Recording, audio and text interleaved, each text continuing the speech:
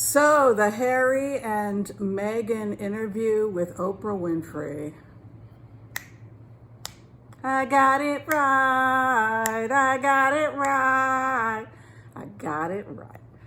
Just joking. I haven't even brushed my hair yet, but I just wanted to put this up to talk a little bit about the Harry and Meghan interview with Oprah and why I decided to include it on the channel.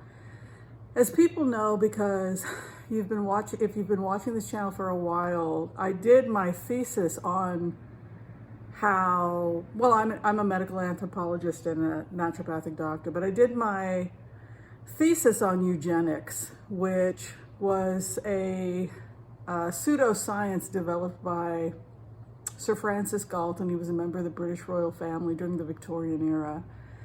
And it was the belief that basically royals were genetically superior to black people, poor people, servants, etc.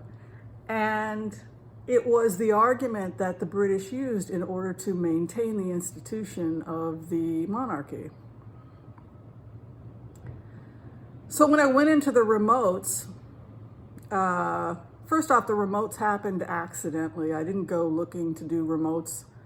I don't know if I want to call it accidentally, but I didn't go out looking to do a remote on the royals. What happened was I had a dream, and the dream turned out to be a type of spirit walking or some kind of premonition. I had a dream with Harry in it prior to the wedding. And I documented that a couple years ago. And in the dream, Harry had said that he was concerned about classism and how difficult it was to get ahead if you were a working man. And so there was some awareness of class. That was what I sensed from that dream. And some awareness of class injustice prior to the wedding. I mean, that if you're to say that there was any energetic truth to the dream, like if the dream was picking up on something energetically. Then I was asked if I could go in and take a look at Meghan Markle. That was in the summer of 2019, I think it was, prior to her taking a break to go to New York. But when I went in, she was dead serious. She was leaving. She had to leave. She didn't feel supported. Her mental health was being challenged. She felt to some extent that not only was her child not protected, but that she was a hostage to some extent. And I remember documenting that and saying, she's dead serious. They're leaving. One of the other remote views was about the break between Harry and William, and that was kind of distressing. In that remote view, I saw Harry talking with William and possibly his father and saying, you have a real opportunity here to change things, and we documented that. So it was kind of cool to see him say, I sat down with William and my father and said, you've got a real opportunity to change. It's like, oh yes, good. So we documented it. And I think it's just miraculous that the human mind can do this and that we can all learn to be empathic and to have those types of connections with fellow human beings if we choose to be on a wavelength of being open and receptive to what the other person has to say. The other thing that Harry had said, which had led to the break with William, was that he should stand up for the values that they were raised with. So there was a feeling here in the remote that they talked the talk about being open and accepting people of other races, but they couldn't stand up to the institution that props up the monarchy. So it goes back to the remotes. As I had said in previous remotes, you have the family, which is called the firm.